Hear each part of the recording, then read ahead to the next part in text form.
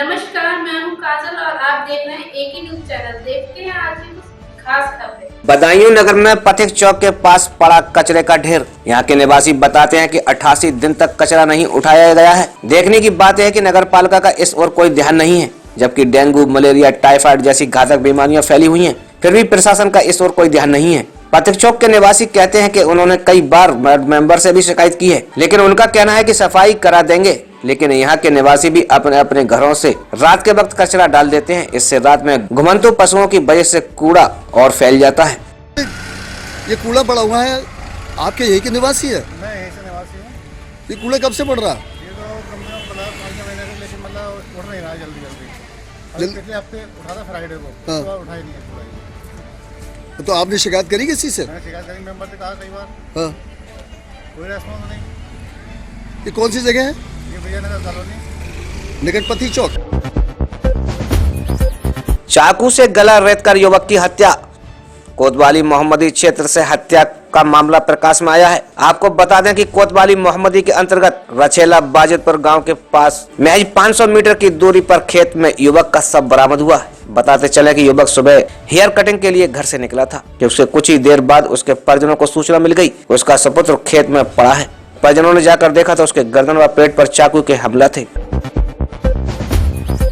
Omicron strain को लेकर park प्रशासन अलर्ट। दुनिया भर में खतरे का पर्याय बना कोविड-19 का नया ओमिक्रॉन स्ट्रेन, जिसके चलते भारत में भी विशेष तौर पर सतर्कता बरती जा रही है। इस नए वेरिएंट से खतरे के मद्देनजर लखीमपुर खीरी में स्थित दुधवा नेशनल पार्क में अलर्ट जारी किया गया है।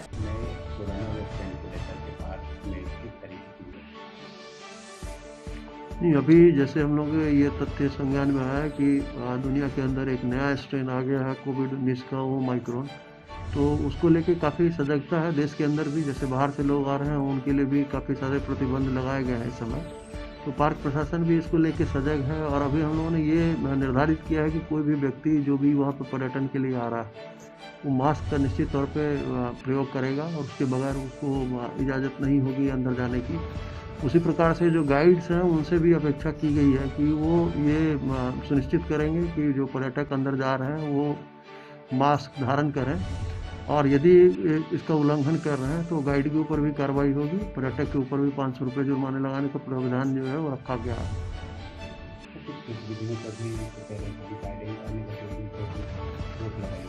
हाँ, ये जो गतिविधियाँ थी ये पहले से ही बाधित थी, पिछले साल भी नहीं हो पाया था, क्योंकि मतलब जो सोशल डिस्टेंसिंग का अनुपालन करना है उसको लेके हम सजग थे। तो एलिफेंट पे सोशल डिस्टेंसिंग का पालन नहीं हो पाता, इसलिए इसको रोका गया था। और इस बार चूँकि बाढ़ के कारण जो जिस पर हम लोग मतलब गेंडा पड़ी क्षेत्र में ही उसकी इजाज़त देते थे, तो गेंडा पड़ी क्षेत्र बाढ़ की वजह से पूरी तरह से प्रभावित रहा और जाना संभव नहीं हो पा रहा था। तो अभी भी मतलब स्थिति धीरे धीरे करके अब सुधार हुई, लेकिन इसी बीच ये तथ्य संज्ञान में आया कि ओमिक्रॉन स्ट्रेन जो है कोविड-19 का वो नया दिखने में आ रहा। तो इसको लेके भी अभी हम लोग जब तक पूरी तरीके से सब व्यवस्था सुचारू नहीं होती है और ये नहीं लगता कि हर देश हमारा खतरे के बाहर है, तब तक शायद अभी इसको हम लोग स्थगित ही रखेंगे। बीएसए को हटाने के लिए पत्रकारों ने प्रदर्शन किया। ऑडियो में सिद्धार्थनगर के बीएसए की अभद्र भाषा पर जिले के पत्रकारों में रोष। जिला बेसिक शिक्षा अधिकारी सिद्धार्थनगर ने किया पत्रकार के साथ अभद्र भाषा का प्रयोग। पत्रकार हुए नाराज पत्रकार बेसिक शिक्षा अधिकारी देवेंद्र पांडे को बर्खास्त व हटाने को लेकर डीएम कार्यालय पर प्रदर्शन करने लगे। दिए गए हैं वो इन्होंने कब तक और वो जो इन्होंने दिए हैं कि 3 बिंदु, एक तो जो भी लिखा पढ़ी में दिए हैं कि कौन अधिकृत है कौन नहीं है, उसके बारे में तो हम इनको अभी 2 दिन में निकलवा के वो कागज दे देंगे। बाकी की चीज़ें जांच कमेटी है, मुझे लगता है 1 हफ्ते टाइम देना उनको, 7 दिन का है कि कोई 2 दिन में कोई जांच नहीं कर सकता, लोगों के बयान और ये सब चीज़ें भी लेनी होगी। और जो भी फिर उनके नियुक्ति प्राधिकारी, अगर कोई भी उसमें दोषी पाया जाएगा, अगर इधर से कोई दोषी पाया जाएगा तो उस अनुसार कार्रवाई, उधर से जो दोषी पाया जाएगा उस अनुसार कार्रवाई। ऑडियो मैंने ऑलरेडी सुना है, वो अपनी तरफ से भी कोई किसी को वैसी टिप्पणी नहीं करनी चाहिए, आगे पीछे का क्या चीज़ है, पर जो जितना भी ऑडियो का है कि पब्लिकली वो टिप्पणी। राष्ट्रीय राज्य मंत्री का जोरदार स्वागत। सिद्धार्थनगर जिले के डुमरियागंज में बीजेपी की बैठक में शामिल होने आए भाजपा के राष्ट्रीय मंत्री व सांसद हरीश द्विवेदी का कार्यकर्ता ने जोरदार स्वागत किया। नहीं, किसी तरफ इशारा नहीं है। देखिए, हम लोग आज से तो कह नहीं रहे हैं, ये तो बहुत पहले से कह रहे हैं। हमारे एजेंडे में राम जन्मभूमि भी था, अयोध्या भी था, काशी भी, मथुरा भी था। तो कोई नई बात तो उन्होंने कहा नहीं। हम स्वाभाविक रूप से अयोध्या में भव्य राम मंदिर का निर्माण हो रहा है, काशी विश्वनाथ कॉरिडोर का भव्य निर्माण वहां पर लगभग पूरा हो चुका है, मथुरा का विकास हम कर रहे हैं, जो भी और आगे वहां का विकास हो सकता है उसको हम करेंगे। जिन्ना की वापसी हुई है, क्या कहना चाहेंगे? ये जिन्ना की वापसी तो अखिलेश यादव ने कहा है और सबके सामने कहा है, मीडिया पर कहा है कि हम जिन्नावादी हैं और जिन्ना के रास्ते पर चलने का अखिलेश यादव जी ने संकल्प लिया है। अखिलेश यादव जी ने कहा है जिन्ना ने जो रास्ता दिखाया है उस रास्ते पर आगे हम चलेंगे। यानी वो रास्ता क्या है? सबको पता है कि जिन्ना ने धर्म के आधार पर हिंदुस्तान को तोड़ने का काम किया, क्षेत्र के आधार पर तोड़ने का काम किया। हिंदुस्तान का बंटवारा करने में जिन्ना का बहुत महत्वपूर्ण योगदान रहा है और सांप्रदायिक आधार पर कत्लेआम करवाने का काम जिन्ना ने किया है। अखिलेश यादव जी ने कहा है कि अगर हमारी सरकार आएगी तो जिन्ना ने जो काम किया वही काम मैं भी करूंगा। पत्रकार के साथ अभद्रता का मामला आया सामने। इंडियन जर्नलिस्ट एसोसिएशन तहसील इकाई इटवा की इसकी कड़ी निंदा की है। पत्रकार हितैषी संगठन आईजेए ने जिलाधिकारी को संबोधित ज्ञापन उप जिलाधिकारी इटवा को सौंपा। पत्रकारों को अपशब्द का मामला पकड़ने लगा तूल। सिद्धार्थनगर के बेसिक शिक्षा अधिकारी का पत्रकारों को अपशब्द कहने का मामला अब तूल पकड़ने लगा है।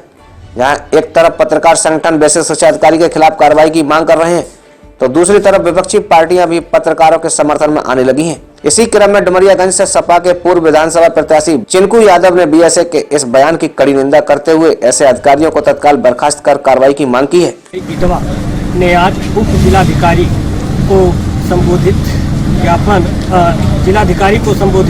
उप जिलाधिकारी इटवा को सौंपा है, जिसमें पत्रकार के ऊपर लांछन लगाना बीएसए का ये अशोभनीय है और ऐसे में पूरा पत्रकार समाज आज आहत है। और इस तरह से बेसिक शिक्षा अधिकारी के ऊपर अगर जिला प्रशासन और संबंधित विभाग कार्रवाई नहीं करता है तो तहसील इकाई इटवा के इंडियन जर्नलिस्ट एसोसिएशन के जो पत्रकार हैं वह शिक्षा विभाग की सभी खबरों का और स्थानीय विधायक और सांसद की खबरों का बहिष्कार करेंगे, क्योंकि विधायक और सांसद महोदय अगर कार्रवाई नहीं करते हैं, प्रशासन बीएसए के ऊपर कार्रवाई नहीं करता है तो पूरा पत्रकार समाज को लांछन लगाना ये अपने आप में बहुत अमर्यादित है। और ऐसे में बीएसए के ऊपर कठोर कार्रवाई होनी चाहिए, जिससे एक मिसाल बने कि पत्रकार के ऊपर कोई बिना साक्ष्य के लांछन न लगाए।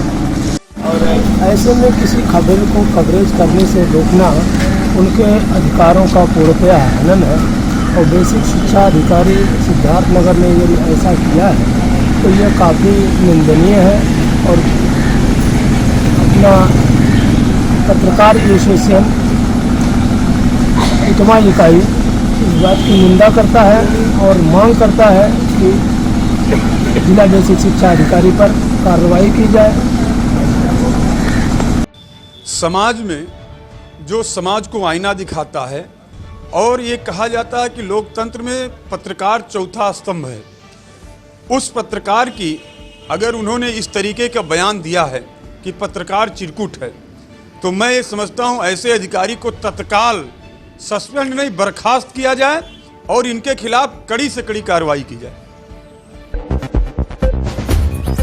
सरकार एवं रेलवे विभाग जहां एक तरफ अपने खर्चे कम करने के लिए रेलवे कर्मचारियों को कम कर रहा है, इसके लिए वह अधिकतर जगहों पर रेलवे फाटकों को बंद करते देखे गए हैं, लेकिन वह सिर्फ अपनी बचत पॉलिसी पर ही कार्य कर रहे हैं। वहीं रेलवे फाटकों के बंद होने से हजारों लोगों को दिक्कतों का सामना करना पड़ रहा है।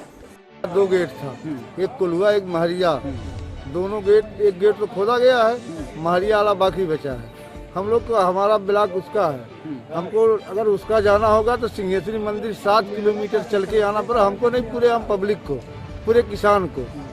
और अगर हमको 1 बीघा खेती को हुआ उस पार करना तो हमको सिंहेश्वरी स्थान से ट्रैक्टर अपना लाना है।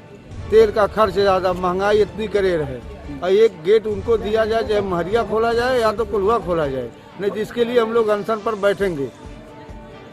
हाँ, और बाकी आप विश्वास करेंगे इलेक्शन में वोट नहीं डालने देंगे, सब लोग हम लोग जितना कार्यक्रम होगा अपना प्रक्रिया चालू करेंगे, ठीक है। इसके लिए हम लोग का ब्लॉक भी उसका, हमको नौगढ़ ब्लॉक होके उसका जाना पड़ेगा, कोई ज़रूरत पड़ गया।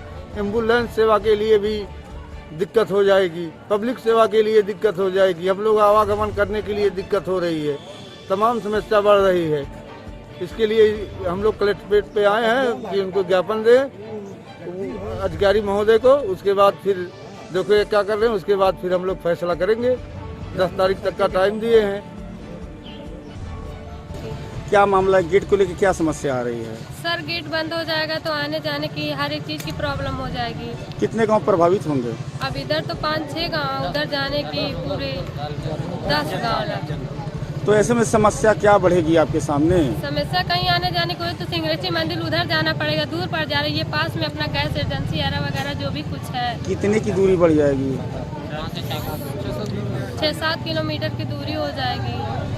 हम लोग जो है हमारे यहाँ ये रेलवे का संपर्क फाटक संख्या 52C व 53C दोनों जो है रेलवे द्वारा बंद किया जा रहा है, जिससे हमारे क्षेत्र के लगभग 30 से 40 हज़ार की आबादी वाले के लोगों को काफ़ी असुविधा होगी।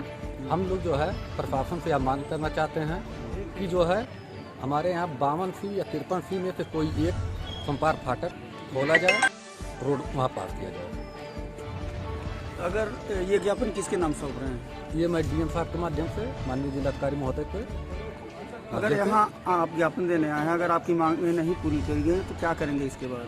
इसके लिए हम लोग इसमें अपना दिखाए हैं कि 10 तारीख को जो है हम लोग धरना प्रदर्शन व भूख हड़ताल आमरण अनशन पर बैठने पर मजबूर होंगे और समस्त क्षेत्रवासी 10 तारीख को 10/12/2021 को हैं यहाँ कलेक्ट्रेट पे धरना प्रदर्शन